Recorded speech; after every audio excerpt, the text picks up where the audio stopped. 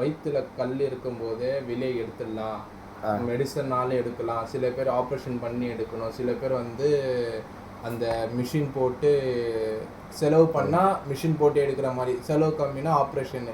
அதோட இதுனா நம்ம வந்து மெடிசனால் குணப்படுத்தலாம் அப்படின்னு சொல்கிறாங்க. அது எந்த அளவுக்கு கல் எடுக்கிறது ஈஸியாக கஷ்டமா?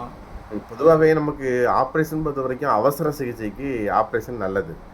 ஆனால் அந்த கிட்னியில் கல் இருக்கிறவங்களுக்கு கவனிக்க வேண்டிய விஷயம் என்னென்னா, ஆப்ரேஷன் பண்ணுறோம் தப்பு இல்லை, அது பண்ணியாச்சுன்னா திரும்ப கல் வராது, இனி அந்த பிரச்சனையே வராதுன்னா தாராளமாக ஆப்ரேஷன் பண்ணிட்டு போகலாம். ஆனால் ஆப்ரேஷன் பண்ணிவிட்டு அந்த காரணத்தை சரி பண்ணலன்னா திரும்ப அடுத்த 6 மாதத்துலேயோ 1 வருஷத்துலேயோ திரும்பவும் அந்த கல் வந்துடும். அப்போ அந்த ஆப்ரேஷன் பண்ணுறதுல என்ன யூஸ் இருக்குது? அப்போது ஆப்ரேஷன் பண்ணி நோ யூஸ். ஆப்ரேஷன் அந்த நேரத்தில் இருக்கிற கல் எடுக்கிறது தான் ஆப்ரேஷன். சரியா? டெம்பரரி தான், தற்காலிகமாக தான். அப்போது கிட்னியில் கல் இருந்துச்சுன்னா, கல்லுங்கிறது எடுத்த உடனே பெரிய கல்லுலாம் கிட்னியில் வரப்போகிறது இல்லை. கொஞ்சம் கொஞ்சமாக அந்த உப்பு படிவங்கள், கொலஸ்ட்ரால் இதெல்லாம் சேர்ந்து வருகின்ற ஒரு கழிவு தான் கல். அப்போ எப்படி உப்பு தண்ணி ஓடுற பைப்பில் உப்பு படிக்குதோ அதே மாதிரி தான் அந்த கல்லுங்கிறது. நம்ம சாப்பிட்ற சாப்பாட்டில் கொஞ்சம் அஜீரணங்கள், ப்ராப்பராகிட்டு கொஞ்சம் நமக்கு பசிக்கும் போது சாப்பிடாமல் இருக்கிறது, தாகம் எடுக்கும்போது தண்ணி குடிக்காமல் இருக்கிறது, இல்லை அளவுக்கு அதிகமாக தண்ணி குடிக்கிறது, இந்த மாதிரி கிட்னி சிறுநீரகம் கொஞ்சம் பலகீனமாகிறதுக்கான காரணங்களாக இருக்கட்டும், ரத்தம் அசுத்தமாகறமான காரணம், இதெல்லாம் சேர்ந்து தான் என்ன செய்யுது, கல்லுங்கிறது உற்பத்தி ஆகுது.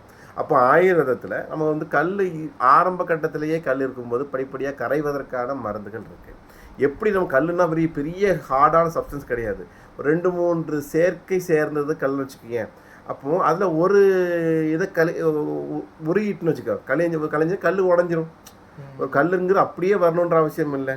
கல்லுங்கிறது படிப்படியாக கரைய வைப்பதற்கான மருந்துகள், இயற்கையான மருந்துகள் ஆயுர்வேதத்தில் இருக்குது. அப்போ ஆரம்ப கட்டத்தில் ஒருத்தர் கல் இருக்குது, எனக்கு பயங்கரமாக வலியெலாம் ரொம்பலாம் இல்லை, எப்போமாவது கொஞ்சம் வலிக்குது, யூரின் ஓரளவுக்கு போகுது, ரொம்பலாம் அடைக்கலாம் செய்யலைன்ற பட்சத்தில் ஆயுர்வேத மருந்துகளை ஒரு 21 நாள் எடுத்தாங்கன்னா அதுலேயே கற்கள் கரையிறதுக்கான வாய்ப்பு இருக்குது. கரையும் போது வலி இருக்கும்.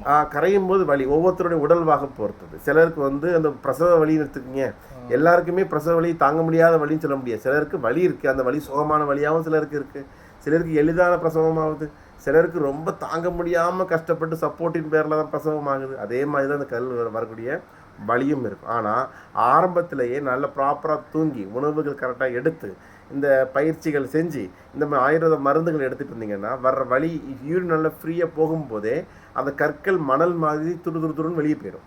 அப்புறம் வலியும் இருக்காது, ஸ்கேன் பண்ணி பார்த்தா கல்லும் இருக்காது. அப்போ இந்த இதுக்கு தான் ஆயுர்வேதங்கிறது. இந்த மெத்தடை நம்ம ஃபாலோ பண்ணுறதுனால ஆப்ரேஷன் செலவு மிச்சம். நம்ம இந்த ஆயுர்வேத மருந்துகள் எடுக்கும்போது வாழ்வியல் சொல்லி கொடுக்கறதுனால திரும்பவும் கற்கள் வராமல் இருக்கிறதுக்கான வாய்ப்பையும் நம்ம ஏற்படுத்துகிறோம் ஆயுர்வேதத்தில். இது நம்ம அவசரத்துக்கு ஆப்ரேஷன் பண்ணிவிட்டு திரும்ப அசால்ட்டாக காரணம் என்னன்னே தெரியாமல் அப்படி இருந்து திரும்ப அடுத்த 6 மாதத்துக்கு எத்தனை டைம் ஆப்ரேஷன் பண்ண முடியும்? அதுவும் இல்லாமல் நிறைய பேர் கல் எப்படி இருக்குன்னு ஒரே நேரத்தில் 2 கிட்னிலையும் இருக்குது. அப்போ 2 கிட்னிலையும் ஆப்ரேஷன் பண்ண போகிறது கிடையாது. இதே நம்ம இயற்கையான ஆயுர்வேத மருந்துகள் எடுத்து வாழ்வியலை ஃபாலோ பண்ணியாச்சுன்னா 2 கிட்னிலும் கல்லுமே கரையிறதுக்கான வாய்ப்பு உண்டு. அப்போ இதனால தான் நான் கற்கள் கரைக்கிறதுல நம்ம கிட்டத்தட்ட நம்ம ஜெய்கபிசாவிலேயே அந்த கல் பிரச்சனைக்கு வர்றவங்க ஒரு மாதத்துக்கு கிட்டத்தட்ட ஒரு 15-20 பேருக்கு நம்ம கொடுத்துட்டு வரோம். அப்போ 20 பேருக்கு நம்ம கொடுக்குறதுல கிட்டத்தட்ட 16 பேர் அந்த ஆப்ரேஷன் எல்லாமே கல் கரைஞ்சி ரிப்போர்ட்டே நார்மலாக வச்சுருக்கிறாங்க. ஒரு சிலருக்கு அவங்க நாட்கள் தாண்டி அதிகமான வலி இருக்கும் பொழுது அதற்கு அவசர சிகிச்சை என்ன பண்ணுங்க என்ற அட்வைஸ் பண்ண முடியும். அப்போது ஒரு 20 பேர் நபர்களில் ஒரு 16லேருந்து 18 நபர்கள் குணமாவதுக்கான வாய்ப்பு ஆயுர்வேதத்தில் இருக்குது.